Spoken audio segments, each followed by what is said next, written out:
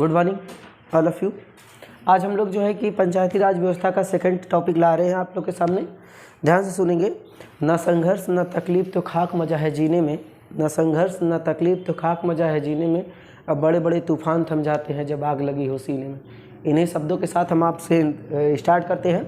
देखिए कि जो भी हम लोग वहाँ पे देखे थे पंचायती राज व्यवस्था, वहाँ पे हम लोग पंचायती राज व्यवस्था में ये देखे थे, भाग की बात करते हैं। भाग नंबर 9 में हम लोग देखे थे पंचायती राज व्यवस्था का उल्लेख है। उसके बाद बात हम लोग करते हैं कि मतलब आर्टिकल नंबर मतलब अनुच्छेद नंबर 40 में हम लोग वहाँ पे देखे थे यहाँ से। फिर उसके बाद अनुसूची नंबर की बात करते हैं, अनुसूची नंबर 11 में भी हम लोग यहाँ पे देखे थे।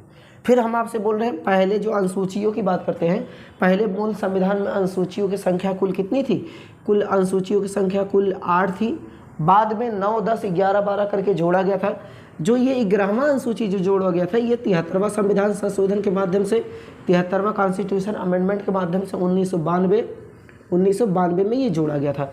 यही इसी के संदर्भ में हम लोग पढ़ रहे हैं, इसी के संदर्भ में हम लोग पढ़े थे। इसके पहले हम लोग देखे थे बलवंत राय मेहता समिति। दरअसल में और एक चीज़ हम लोग का एक इम्पोर्टेंट बात यह है कि पंचायती राज दिवस हम लोग 24 अप्रैल को मनाते हैं। 24 अप्रैल को हम लोग पंचायती राज दिवस के रूप में मनाया जाता है। किस जिले में सबसे पहले, कौन सा राज्य? राजस्थान के नागौर जिले में। कौन सा जिला? नागौर जिला। नागौर जिले से सबसे पहले ये लागू किया गया था। प्रश्न यहाँ से बन सकता है टिक लगाने के लिए। और देखिए कि ये सारी बात ये तो ज़रूर याद करें। फिर हम प्रश्न आपसे पिछला वाला रिपीट करते हैं। फिर प्रश्न वहाँ से क्या पूछ सकता है कि बताइए बलवंत राय मेहता समिति कितने स्तरीय की सुझाव दिए थे? वहाँ से तो हम आपसे ये बता रहे हैं त्रिस्तरीय ग्राम स्तर पे ग्राम पंचायत, ब्लॉक स्तर पर ब्लॉक पंचायत, जिला स्तर पर जिला पंचायत की स्थापना की जानी चाहिए। लेकिन फिर मैं आपसे बताया था कि जो यहाँ पे एक सामुदायिक कार्यक्रम जो चलाया गया था वो असफल हो गया था। वो किसके द्वारा लाया गया था? पंडित जवाहरलाल नेहरू जी के द्वारा लाया गया था। असफल होने का मेन कारण ये है कि इसकी जो शक्तियाँ थी सरकारी कर्मचारियों के बीच में हाथों में रह गई थी। उसके बाद लोगों को भागीदारी इसमें नहीं निभाने को मिला था। और जाकर के फिर बाद में ये जितने भी प्रकार के समय पर समितियों का गठन किया गया था, उन्होंने यही सुझाव दिया, अगर किसी भी राज्य का या किसी भी ग्राम पंचायतों का विकास करना है तो निम्न तरीके से विकास किया जा सकता है। जैसे कि बलवंत राय मेहता समिति त्रिस्तरीय आपसे बता के आए हैं। फिर अगला जो आता है अशोक मेहता समिति, वेरी इंपॉर्टेंट है। बलवंत राय मेहता समिति, अशोक मेहता समिति बहुत इंपॉर्टेंट है, हम आपसे बताते हैं। देखिए कि सबसे पहले ये बात कर सकता है कि बताइए कि अशोक मेहता समिति जो है ये किस सन में आया? इसने अपना सुझाव किस सन में दिया, किस ईयर में? ये 1977 मतलब 1977 में इन्होंने अपना सुझाव दिया। इन्होंने क्या सुझाव दिया?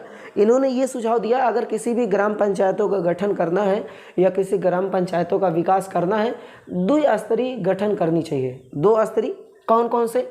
ब्लॉक स्तर पर ब्लॉक पंचायत और ग्राम स्तर पर जिला स्तर पर जिला पंचायत। लेकिन यही ग्राम की बात ये अशोक मेहता समिति नहीं देती है। ये सुझाव नहीं देती है कि अगर किसी भी ग्राम पंचायत का गठन करना हो। इन्होंने 77 में सुझाव अपने प्रस्तुत किया, द्विस्तरीय की बात की है। और यहाँ पे ब्लॉक स्तर पर ब्लॉक पंचायत और जिला स्तर पर जिला पंचायत, लेकिन ग्राम स्तर पर ये बात सुझाव नहीं दिया था। चलिए ठीक है, आगे वाला मामला हम लोग देखते हैं। आगे वाले में डॉक्टर पीवी के राव समिति। इन्होंने डॉक्टर पीवी के राव समिति 1985 में अपनी प्रस्तुत की सुझाव दिया। इन्होंने ये सुझाव दिया, अगर किसी भी राज्य के या किसी भी जिला मतलब किसी भी क्षेत्र का विकास करना हो तो 4 स्तरीय का पंचायत मतलब 4 स्तरीय का कमेंट मतलब गठन करना चाहिए। और 4 स्तरीय गठन करें और उसके बाद इसी धीरे ऑटोमेटिकली अपना ये देश पूरा विकास हो जाएगा। उस क्षेत्र का विकास करना संभव हो सकता है। किसने दिया? डॉक्टर DP के राव समिति। याद कैसे करें? देखिए कि इसमें अशोक मेहता समिति में अशोक 1, मेहता 2, समिति को छोड़ दीजिए, समिति तो कॉमन है। तो ये इन्होंने कितना स्तरीय? 2 स्तरीय। तो हम आपसे इसमें बोले हैं कि देखिए कि द्विस्तरीय की बात अशोक मेहता समिति, इसको याद करेंगे। देखिए कि 1 मतलब डॉक्टर तो सभी के नाम के सामने लग सकता है। 1, उसके बाद द्वि 2, उसके बाद के 3, उसके बाद राव 4। इसलिए हम लोग इसको कह सकते हैं कि अपने याद करने का तरीका ऐसा नहीं है कि बुक में ऐसी बात नहीं लिखी गई है।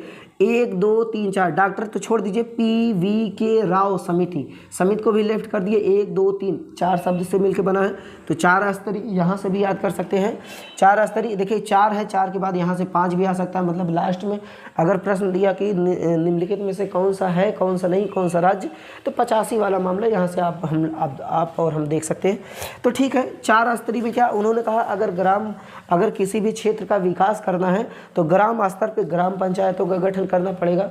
फिर इन्होंने बताया किसी भी क्षेत्र का विकास करना, ग्राम स्तर पर ब्लॉक स्तर पर ब्लॉक पंचायत, जिला स्तर पर जिला पंचायत, और एक लास्ट इन्होंने क्या जोड़ा है ये देख लीजिएगा आप लोग, राज्य स्तर पर राज्य विकास परिषद का गठन किया जाना चाहिए।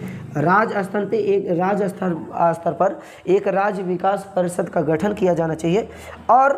और यहाँ तक तो आप लोग देख लिए, हम लोग अशोक मेहता समिति देखें, और उसके बाद बलवंत राय मेहता समिति देखें, फिर PVK राव समिति देखें 3, उसके बाद एक आता है लक्ष्मण समिति, लक्ष्मण सिंधवी समिति।